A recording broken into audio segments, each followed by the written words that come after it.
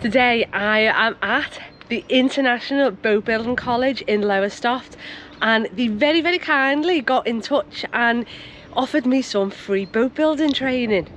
Unfortunately, Lowestoft is miles away from my house, so as good as it would be, it's just impractical for me at the moment. It's too far away. But one of our stops on the Blythe Tall ship is in Lowestoft, so I have got the day to come down and have a little nose at what they do. So should we go and have a look?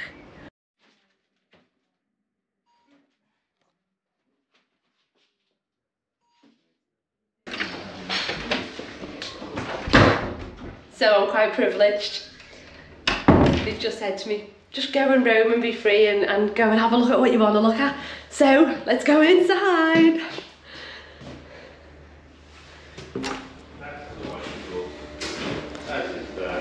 You're still off that side there. Which end? Oh yeah.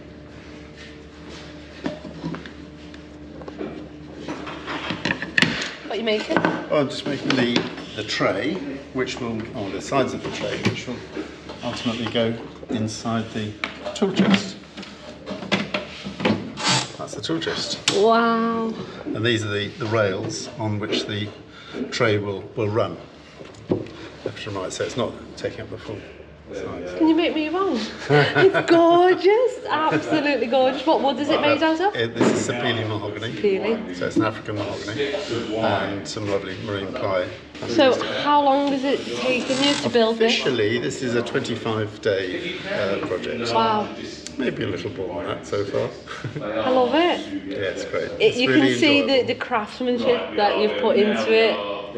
You know, even all your screw heads line up. They're all dressed. They're all dressed, absolutely. It takes a while, but it's a great pleasure, and I love the sort of feedback you get from the wood and through the tools, through your hands. It's a constant learning process. Yes, you're doing a fantastic job. Very kind of you. I'm not trained to even say if you're doing it rubbish or not, but it looks great to me. It's fine for me. I'm happy with it. Yes, it is gorgeous. I'll find a nice home. Well done.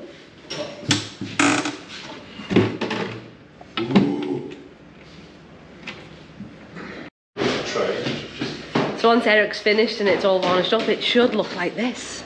A little bit more. Let's look at what are you going to look at here now?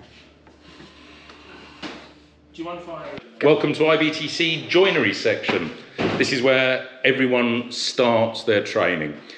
You can imagine if somebody has to go out and work on one of the boats, we don't want them not being able to work with wood. It's like one of those things, ice hockey, for example. I always fancy playing ice hockey, but the big thing is I think, right, I'll go and do it, but I can't ice skate. And so it's a big thing that makes it, and it's exactly the same with this. So people start their training in here.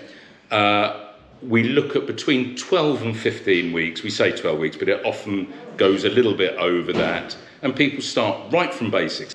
So they come in, start, we go through traditional tools and how to use them. And that's not so we can skip around in a sort of, pompous manner going, no, we do everything by hand. It's not for that reason. It's because when people go and work on boats, there aren't machines that do this traditional boat building. It has to be done by hand. So people have to be comfortable with planes, all the various types, spoke shaves, this sort of thing. It's got to become second nature to use them. Yet we teach it in a format so it's an armoury of skills, and hopefully it's done in a way where people don't feel they're being taught, if that makes sense.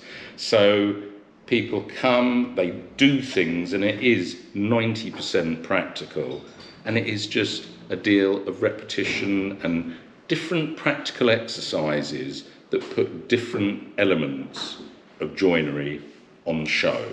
And so as people soak it up, and that is one of the big things, this isn't day release learning, this is an immersive learning process where they're in here for 3 months, we get to know each other, and it is every day living it, doing joinery. So it's not a game, it's not twee, it's the real deal. So this Maxwell cutter is a new boat that they're building, and when it's done it should look like this.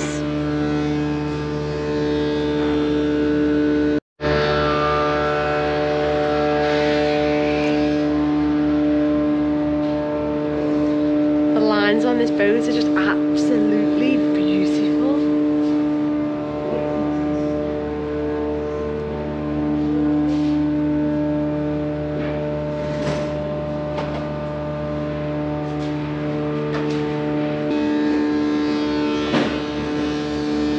I'm really glad that our boat doesn't have any corking in it. I think it'd take weeks and weeks and weeks to cork a boat our size, wouldn't it? So there's a really interesting fact here. And it says, have you noticed that all the boats are built facing the same direction? There is an old superstition in wooden boat building that a boat should always be built with its stern, which is the back, to the water. Our master boat builder would never set a boat up in any other way. I find stuff like that like really fascinating and interesting.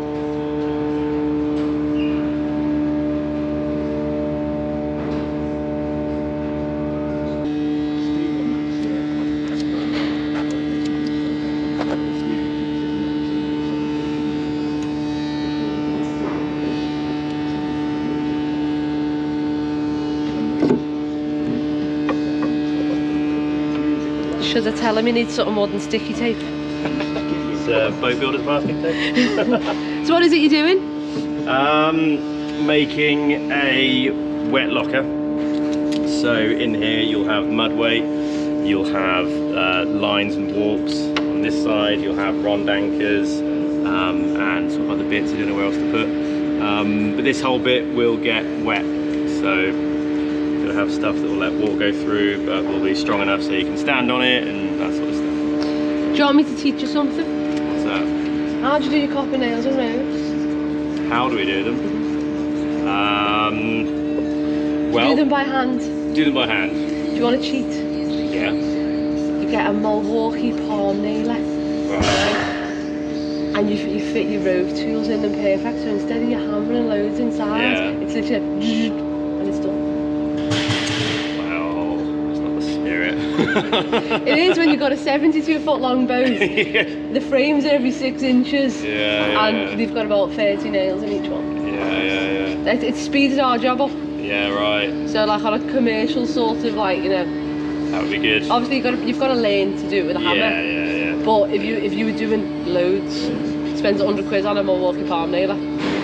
That sounds really good. It is really good, Yeah. and you fit your roving tools in it perfect. I'm a big fan of time saving stuff. Yeah, it's what I mean. It's work smart, not hard. Yeah. So there you go. I've taught them something new. Good job I came, isn't it? You'll all be using them next year. I'm with Alan. Hello. Alan is a subscriber, so he's going to give me a little tour around. Is this your workshop? Like, are you the boss here? No. Rob is our head instructor. Rob, He was just sitting there. I'm one of the instructors. I've been here about 18 months, but I have been here before because I came here as a student in 1980. Wow. And then carried on throughout the whole industry. Ended up general manager of Boatyard, and then Lynn said, "Come back and be an instructor." So you've done the whole cycle? I've done it all the way around, yeah. Wow. And come back. So this is my retirement plan. 10 years instructing now. Yes. And I take it you love it. I absolutely love Yeah, you can tell by your face. I love this job. Yeah. So this is what we call the dinghy bay. This area we're in now. So this is where the students build 9-foot, 12-foot type dinghies, clinker and carvel. So we've got both on there. They're all in various stages. So the students all do various parts. They all have to do 2 planks of the clinker boats, and they usually do 1 of the carvel planks. So I think everyone should train to be boat builders because you just be as happy as Alan. You know, Yeah, it's a passion, isn't it? And it's a lifestyle. It's a lifestyle, and when you love what you do, it's not a job, is it? No. And you know about digging in mud. Digging in mud, yeah. It's and fun. It's all the all all the fun. things that come with it. It's not the glamour bit that you see at the boat shows, but there is a lot of. There's a lot of hard work in it, but it's so rewarding when you've finished your job and like you move on to the next thing. But yeah, cool. I love it. I could live here. Gonna stay? I do. You do. Right, what should we go see next?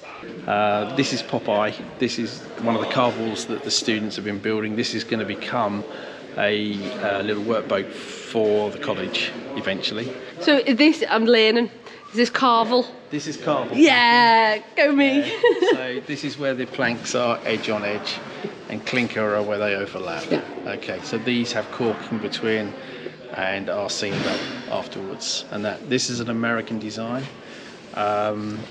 We've got one more plank to go on the top edge of this one.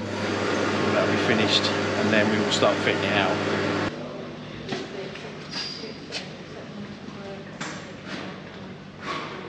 I love the varnish on wood where you can see the copper, and I'd love like for Serinda to look like that, but it'd be just impossible because she's not absolutely perfect. But look at that.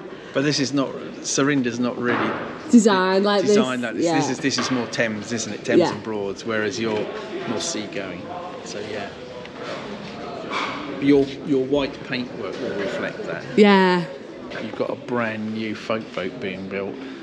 Hasn't been one of these built for a number of years, so this is a bit special. It's also going to be made exactly to the measurements because it's going to be a racing boat. So it has the fitting class with all the other folk boats. Wow. So how long do you think something like this will take to build?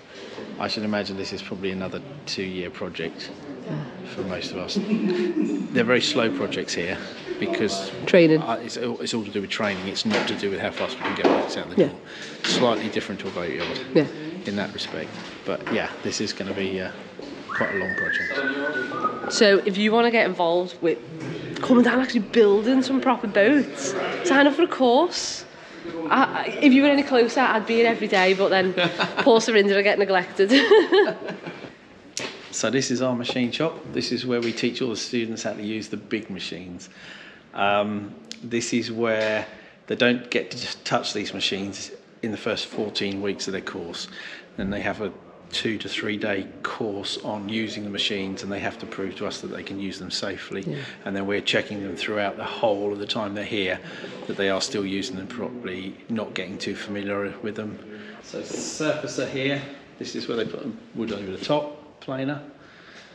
We've got a thicknesser there. We've got 2 thicknessers actually. We've got a small one and a large one. That's where they go underneath, and they actually take them down to thickness. We've got circular saw over this far side. That's where they run through, reduce timber down to different sizes. We've got my most hateful machine, which is the sanding disc. I don't like that. It looks lethal. Well, it's not so much it's lethal. It's lethal on pieces of wood. It's huge. It will actually chew pieces of wood up too quickly. I didn't even realise you could get a sanding disc that big. Okay, so this is the loft floor, and in this boatyard, it is in the loft, which is why they were called that. This is where the boats are drawn out full size. So all our students have to have a go at this. They do a 2-day theory course up in the lecture room first, do it on a board, and they have to come down here and do it full size. So they draw out various boats. We give them various different designs to draw. So you can see like you've got your 9-foot dinghy template there. Yeah. So what they're actually doing, killed for going on the floor with your shoes. So this is what they're actually going to draw out full size. This is 9 foot from here to here. Wow. They'll draw this out, then they can take all the templates off it, take all the templates for the keel, stem, and they'll make moulds, which you can see sort of various ones here. When they put them all together, that's how we get the dinghies. So they do everything from having a designer's drawing all the way through to finishing a boat, in effect. Yeah. I think I'd like to make a little dinghy. And I might speak to Lynn, the boss, and see if she'll give me the plans. And I think that'd be like a cool project to make a little dinghy. I like buttons, right? I can't walk past that and not press it. So. It does work. It's okay. It was a drill. It was a drill. It's okay.